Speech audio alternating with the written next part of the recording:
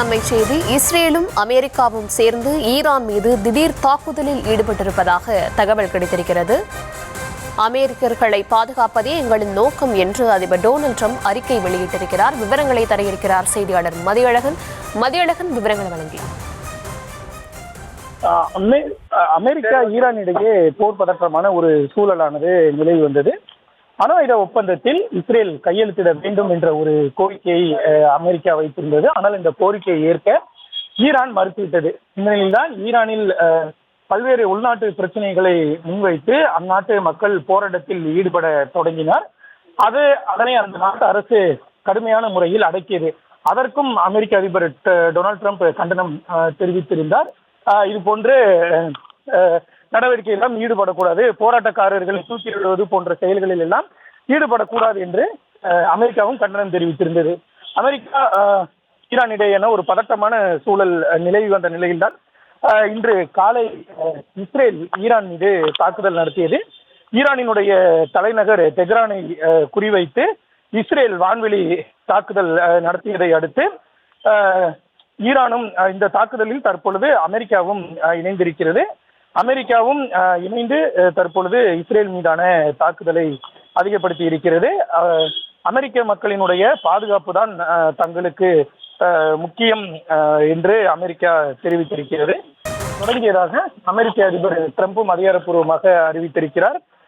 இதற்கு பதிலடி கொடுக்கும் வகையில் ஈரானும் நடவடிக்கை எடுக்கும் என்று எதிர்பார்க்கப்படுகிறது. தெஹ்ரானினுடைய பல இடங்களில் குண்டுகள் வீசப்பட்டதால் பலத்த புகைகளும் வானுகிற எழும்பி இருக்கின்றன. இந்த நிலையில் ஈரானினுடைய பல பகுதிகளில் தொடர்பு சேவை துண்டிக்கப்பட்டிருப்பதாக தகவல்கள் கிடைக்கப்பட்டிருக்கிறது.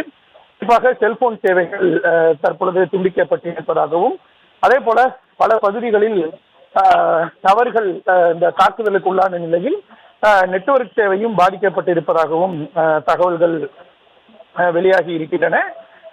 இந்த நிலையில் இது தொடர்பாக அமெரிக்க அதிபர் ட்ரம்பும் தெரிவிக்கக்கூடிய நிலையில் தங்கள் நாட்டு மக்களை காப்பாற்றுவதுதான் தங்கள் இலக்கு என்றும், ஈரானில் இருக்கக்கூடிய அந்த மக்கள் விரோத ஆட்சியை நீக்குவதும் தங்களுடைய இலக்கு என்றும் அமெரிக்க அதிபர் டொனால்ட் ட்ரம்ப் தெரிவித்திருக்கிறார். இஸ்ரேலுடன் இணைந்து அமெரிக்காவும் தாக்குதலை தொடங்கி இருப்பதை அமெரிக்க அதிபர் டொனால்ட் ட்ரம்ப் உறுதி செய்திருக்கிறார். மதியழகன், அங்கு வசிக்கிற இந்தியர்கள் உள்ளிட்ட வெளிநாட்டினரோட பாதுகாப்புக்காக அந்தந்த நாட்டு தூதரங்கள் எடுத்திருக்கக்கூடிய நடவடிக்கை என்ன? அது தொடர்பான விவரங்களை சொல்லுங்க.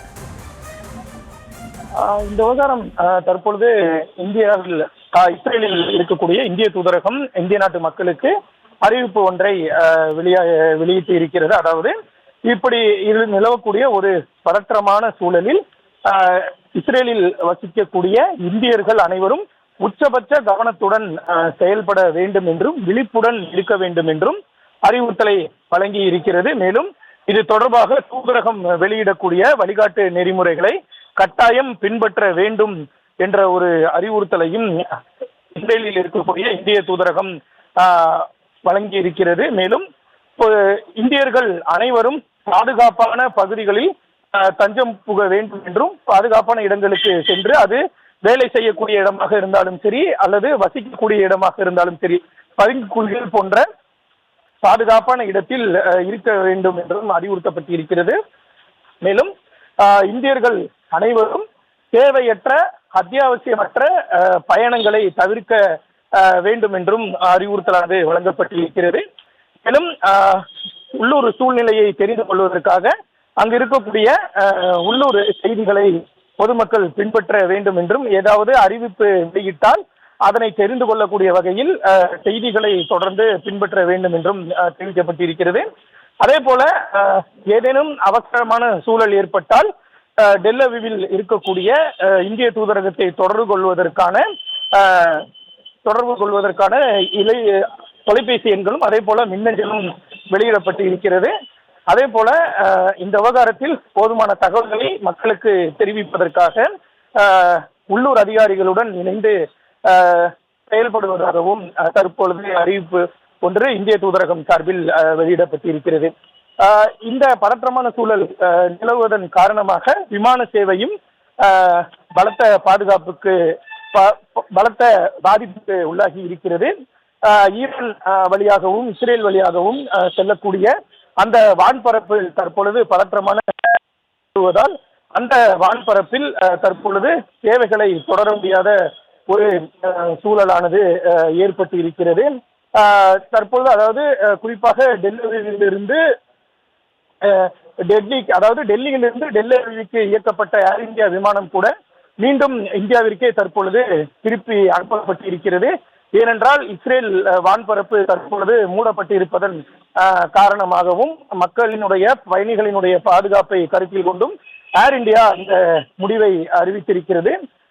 டெல்லியிலிருந்து டெல்லிக்கு புறப்பட்ட விமானம் மீண்டும் தற்பொழுது டெல்லிக்கு திருப்பி விடப்பட்டு இருக்கிறது.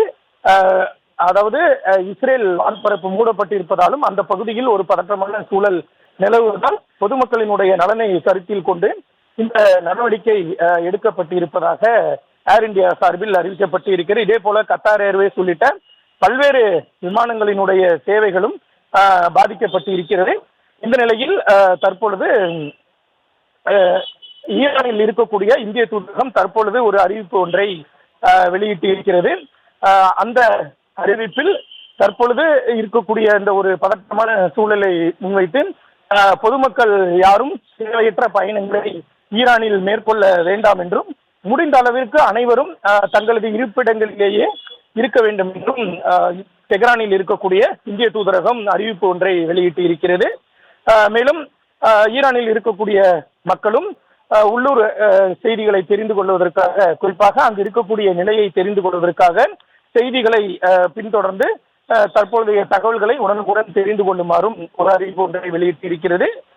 மேலும் அவசர தேவைகளுக்காக மக்கள் தொடர்பு கொள்வதற்காக 4 தொலைபேசி எண்களையும் தெஹ்ரானில் இருக்கக்கூடிய இந்திய தூதரகம் தற்பொழுது வெளியிட்டு பொதுமக்களுக்கு சில அறிவுறுத்தல்களை வழங்கியிருக்கிறது.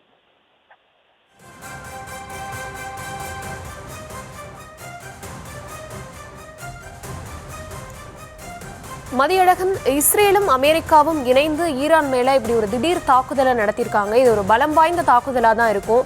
இப்படி இருக்கக்கூடிய தாக்குதலை ஈரான் எப்படி சமாளிக்க போகுது? ஈரானுக்கு என்னென்ன நாடுகள் தற்போது ஆதரவாக இருக்கிறார்கள்? ஈரான் அணு ஆயுதத்தை வைத்திருக்கக்கூடிய நாடு, அதனை கைவிட வேண்டும் என்றுதான் அமெரிக்கா கோரிக்கை வைத்தது. ஆனால் அதனை ஈரான் ஏற்றுக்கொள்ளவில்லை. ஈரான், இஸ்ரேல் இரண்டுமே அண்டை நாடுகளாக இருக்கக்கூடியது. குறிப்பாக 2 நாடுகளுமே மத்திய கிழக்கில் தான் அமைந்திருக்கிறது. மத்திய கிழக்கில் ஏற்கனவே பல்வேறு பதற்றமான சூழல் நிலவி வருகிறது. குறிப்பாக இஸ்ரேலை மையம் வைத்துதான் இந்த பதற்றமான ஒரு சூழலானது நிலவி வருகிறது. இஸ்ரேலுக்கும் பாலஸ்தீனுக்கும் இடையேயான மோதல் சூழல், இதனை முன்வைத்து லெபனான் மீது இஸ்ரேல் தாக்குதல் கத்தார் மீது கூட இஸ்ரேல் தாக்குதல் நடத்தியது போன்ற பதற்றமான சூழல் தொடர்ச்சியாக நிலவி வருகிறது. குறிப்பாக இஸ்ரேல் பாலஸ்தீன் இடையேயான பிரச்சனை மத்திய கிழக்கை எப்பொழுதுமே பதற்றமான ஒரு சூழலிலேயே வைத்திருக்கிறது. இந்த நிலையில்தான் ஈரானுக்கும் அமெரிக்காவுக்கும் இடையே கருத்து மோதல் நிலவி வந்த நிலையில் தற்பொழுது இந்த தாக்குதலானது தொடங்கி இருக்கிறது. அமெரிக்கா முதலில் எந்நேரமும் ஈரானை தாக்கும் என்று எதிர்பார்க்கப்பட்ட நிலையில் இஸ்ரேல் முதலில் ஈரானை தாக்கியது. இந்த நிலையில்தான் அமெரிக்காவும் இந்த தாக்குதலில் இணைந்து தற்பொழுது ஈரான் மீது கடுமையான தாக்குதலை முன்வைத்து வருகிறது. இஸ்ரேலும் சரி அமெரிக்காவும் சரி இராணுவ ரீதியாக மிகவும் பலம் வாய்ந்த நாடுகள். அந்த 2 நாடுகளினுடைய தாக்குதல் ஒரே நேரத்தில் நிகழ்த்தப்படக்கூடிய நிலையில் இதனை ஈரான் எப்படி எதிர்கொள்ளும் என்பது மிகப்பெரிய ஒரு கேள்வியானது எழுந்திருக்கிறது. இந்த நிலையில்தான் ஈரானுக்கு பாகிஸ்தானும் சைனாவும் ஆதரவு கரங்களை ஏற்கனவே தெரிவித்திருந்தார்கள். ஈரான் மீது எந்த நடவடிக்கையும் எடுக்கக்கூடாது என்றும் நாடுகள் கோரிக்கை வைத்திருந்தன. அதே போல ரஷ்யாவும் கூட ஈரானுக்கு ஆதரவான கருத்துக்களை எல்லாம் தெரிவித்து வந்த நிலையில்தான் இந்த தாக்குதல் சம்பவமானது தொடங்கி இருக்கிறது. தாக்குதலுக்கு எப்படி இந்த நாடுகள் எதிர்வினை ஆற்றப் போகின்றனவா அல்லது ஈரானுக்கு நேரடியாகவோ மறைமுகமாகவோ உதவி செய்ய போகிறார்களா என்ற ஒரு கேள்வியானது எழுந்திருக்கிறது. இஸ்ரேலும் அமெரிக்காவும் இணைந்திருக்கக்கூடிய நிலையில் அந்த பக்கம் ஈரானுடன் சைனா, ரஷ்யா போன்ற நாடுகள் இணையும் பட்சத்தில் இது ஒரு மிகப்பெரிய போராக கூட மாறுவதற்கான வாய்ப்புகள் இருக்கின்றன. ஒவ்வொரு நாடுகளும் தங்களை மாறி மாறி தாக்கிக் கொள்வதற்கான வாய்ப்புகள் இருக்கின்றன. அதாவது ஈரானும் இஸ்ரேலும் அண்டை நாடுகளாக இருக்கக்கூடிய நிலையில் பூகோள ரீதியாக ஈரானுக்கு அண்டை நாடினுடைய ஆதரவு எதுவும் தற்பொழுது வரை இல்லை. ஈரானுக்கு ஆதரவாக எந்த நாடும் கூட, அதாவது பூகோள ரீதியாக அண்டை நாடாக இருக்கக்கூடிய நாடுகள் எதுவும் வெளிப்படையாக ஆதரவு தெரிவிக்கவில்லை. மத்திய கிழக்கில் இருக்கக்கூடிய மற்ற நாடுகள், அதாவது ஐக்கிய அரபு அமீரகம், கத்தார், சவுதி போன்ற நாடுகள் எல்லாம் கூட இந்த விவகாரத்தில் ஈரானுக்கு உதவியாக, அதாவது சண்டை ரீதியான விவகாரத்தில் உதவியாக இருக்கும் என்றால் ஒரு கேள்விக்குறியாக தான் இருக்கிறது. வேண்டுமானால் இந்த தாக்குதலை நிறுத்துவதற்கு இந்த நாடுகள் கத்தார், சவுதி அரேபியா மற்றும் ஐக்கிய அரபு அமீரகம் போன்ற நாடுகள் ஒரு நடவடிக்கையை முன்வைக்கலாம். ஏற்கனவே காசா விவகாரத்திலும் கூட அந்த நடவடிக்கை தான் மேற்கொள்ளப்பட்டன. எனவே மத்திய கிழக்கில் இருக்கக்கூடிய மற்ற இஸ்லாமிய நாடுகள் ஈரானுக்கு இந்த விவகாரத்தில் உதவியாக சண்டையில் கலந்துமா என்றால் அது ஒரு கேள்வியாகத்தான் இருக்கிறது. வேண்டுமானால் அமெரிக்கா மற்றும் இஸ்ரேலிடம் பேசி இந்த சண்டையை நிறுத்துவதற்கான முயற்சியில் ஈடுபடலாம். அதே போல இன்னும் வேறு எந்த நாடுகளும் விவகாரத்தில் தற்பொழுது வரை கருத்து தெரிவிக்கவில்லை.